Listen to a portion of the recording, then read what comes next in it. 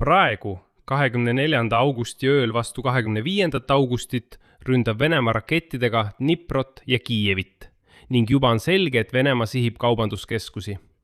Miks ma seda ütlen? Sest Dnipros üritasid venelased tabada Karavaani kaubanduskeskust. Seal on praegu lihtsalt katastroof. Autod põlevad, sest rakett tabas parklat. Ja samal ajal, just neil minutitel, kui ma seda saadet salvestan, saab teatavaks, et venelased lõid rakettidega Kiievit, nimelt Sviatošani rajooni, kus nüüd põleb Lavina mall. Lavina malli lähedal, see on samuti kaubanduskeskus. Suur kaubanduskeskus Ukraina pealinnas. Lisaks sellele lõid venelased täna päeval korraga 2 epitsentri kaubanduskeskuse pihta Odessas. Ja üldiselt oleme viimastel päevadel juba näinud, et venelased on tõepoolest üle läinud otsestele rünnakutele kaubanduskeskuste vastu. Eile ründasid nad samuti kaubanduskeskust Krõvõi Rihis, ehk siis neid keskusi, kus on suur tsiviilelanike kogunemine. Ja ilmselgelt on see katse ukrainlasi võimalikult palju hirmutada, et ukrainlased hakkaksid survestama Ukraina võime kapitulatsiooni või nende tingimustega nõustumise nimel, mida esitab hullunud Vladimir Putin. Aga teate, me liigume nüüd edasi viimaste uudiste arutelu juurde, seoses järjekordse venelaste öise rünnakuga Ukraina vastu. Tahan märkida, et praegu Kiievi aja järgi on 12:30 öösel ja kahjuks arvan, et hommikuks need rünnakud ainult tugevnevad. Aga see, mis praegu teada on löögid Dniprosse, Odessasse ja Kiievisse ning kõikjal ründavad venelased kaubanduskeskusi. Kuid enne kui me edasi läheme, tahan ma rõhutada üht väga olulist detaili. Sõjauuringute instituut on välja arvutanud, et Vene armee sai taas tähtaja kogu Donbassi vallutamiseks. Seekord ütleb Putin, et see peab juhtuma juba selle aasta lõpuks, kuigi alates Venemaa täiemahulise sissetungi algusest Ukrainasse 2022. aastal. Venemaa ei ole täitnud ühtegi Vladimir Putini 15 eelnevast käsust. See tähendab, et Vladimir Putin on juba 15 korda seadnud tähtajad Donbassi täielikuks vallutamiseks ja iga kord on ta need tähtajad maha maganud. Minu nimi on Aleksei Betši, vaatame üle viimased uudised seoses Venemaa barbaarsate rünnakutega Ukraina vastu, mis toimuvad just praegu. Arutame, mis toimub ja proovime analüüsida, miks venelased just selliseid samme astuvad. Nii et räägime kõigest järjekorras. Alustan viimastest uudistest. Just praegu, täpselt kell 12:30 öösel, 24. ja 25. augusti vahel Kiievi aja järgi. Venemaa ründab Ukraina pealinna Banderoli rakettidega. Eelkõige on teada, et Banderoli rakett tabas kõrghooled Kiievi Holossijivi rajoonis. Lisaks tabas löök kaubanduskeskuse Lavina Mall vahetusläheduses. Sviatošina, need, kes teavad, need, kes on kiievlased või on olnud Ukraina pealinnas, teavad, et see on üsna suur, see on tohutu, ma ütleksin, kaubanduskeskus. Tegemist on suure alaga, kus asub mitte ainult Lavina Mall, vaid ka epitsenter.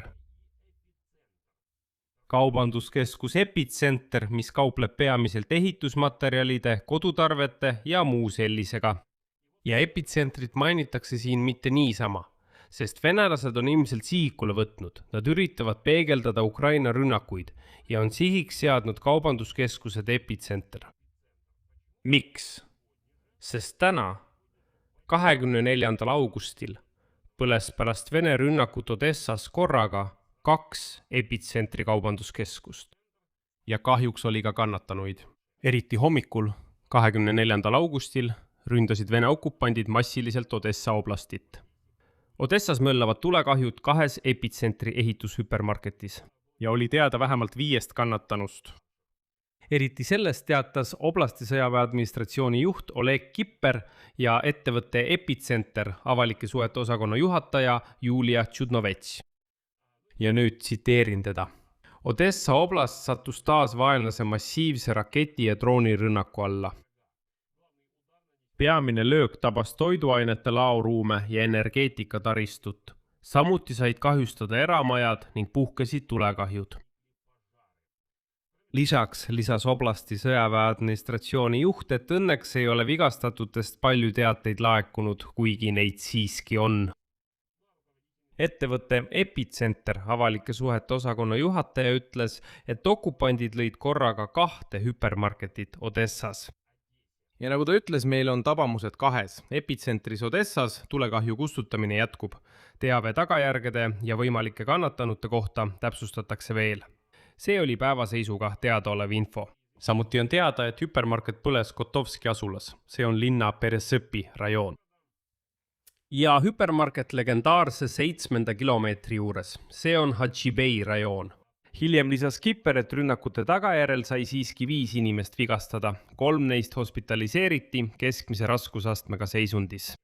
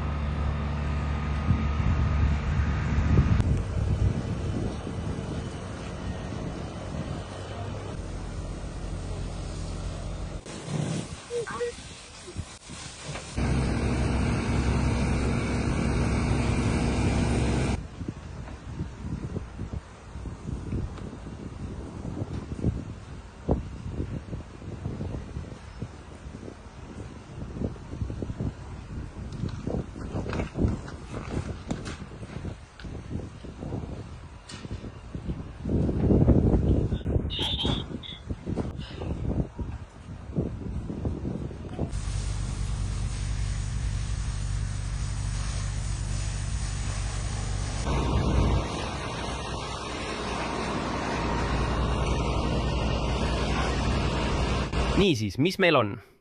24. augusti hommikul lõid venelased Epicentri pihta. Kohe pärast seda, juba päeva lõpus umbes kell 23:30 Kiievi aja järgi, kostsid Dnipros plahvatuste helid. Sellest teatasid kohalikud võimud. Enne seda hoiatasid seirekanalid vähemalt 2 Vene Banderol-tüüpi raketidrooni liikumise eest linna suunas. Nii et nii oligi. Kohalikud kanalid teatavad, et venelased lõid, vähemalt sihtisid täpselt karavani kaubanduskeskust. Kuid löök tabas selle hoole kõrval asuvat parklat, mille tagajärjel süttisid väidetavalt autod. Ka kaubanduskeskus ise sai osaliselt kannatada, kuid tõsistest purustustest või kannatanutest infot ei ole.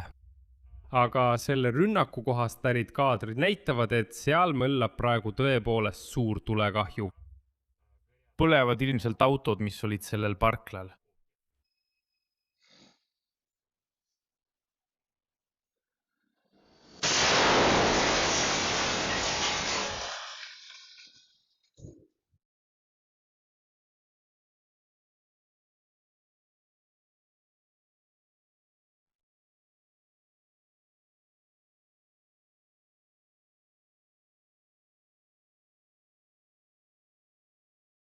Ja lähtudes sellest, kuhu venelased praegu sihivad, võime järeldada, et venelased tahavad rünnata toiduaineid, poode, suuri poekette, et Ukrainas tekiks, nagu teate, toidukriis.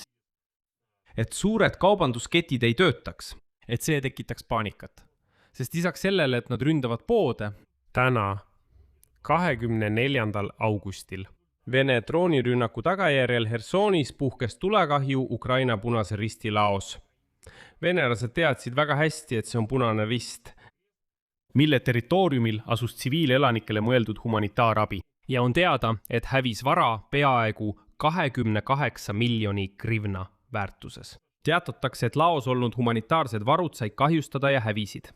Eelkõige on ka Punane Rist need juba üles loetlenud. Need on seadmed ja materjalid ettevalmistuseks sügistalviseks perioodiks. See tähendab, et nad teadsid väga hästi, kuhu nad lõid, et Hersoni elanikud ei saaks valmistuda raskeks talveks. Varud kiireks reageerimiseks pommitamiste tagajärgedele. Need on materjalid kahjustatud majade ajutiseks katmiseks. Meditsiinilised materjalid, tekid, hügieenitarbed, varustus vee ja elektriga varustamiseks ja muu humanitaarabi. Üldiselt said venelased täpselt aru, kuhu nad löövad ja on ilmne, et nad jätkavad just selliste objektide ründamist, millest sõltub Ukrainast elutähtis toimetulek. ja just neil hetkedel saab ka teada, et venelased tulistasid öösel Zaporižjas mitmekorruselist elumaja. Sellest teatavad ka kohalikud kanalid ja kahjuks puhkes seal samuti üsna suur tulekahju. Praeguse seisuga on Ukraina pealinnas juba õhuhäire tühistatud, aga kordan veel kord, praegu on alles 12:30 öösel. Ja miski ütleb mulle, et kahjuks jätkavad venelased oma rünnakuid sel ööl Ukraina vastu, ilmselt püüdes jätkuvalt hävitada taristut. Ja selles osas tahan ma teile lõpus tuua ühe huvitava info. Ma ütleksin, et see on päris põnev. Ja miks ma ütlen, et Putin püüab ukrainlasi nälga jätta? Ta sihilikult ründab poode ja toiduhoidlaid. Ühes varasemas saates näitasin ma teile näiteks seda, kuidas venelased ründasid tohutuid toiduhoidlaid. Seal oli tohutu ladu, suur angaar, mille territooriumil hoiti arbuuse.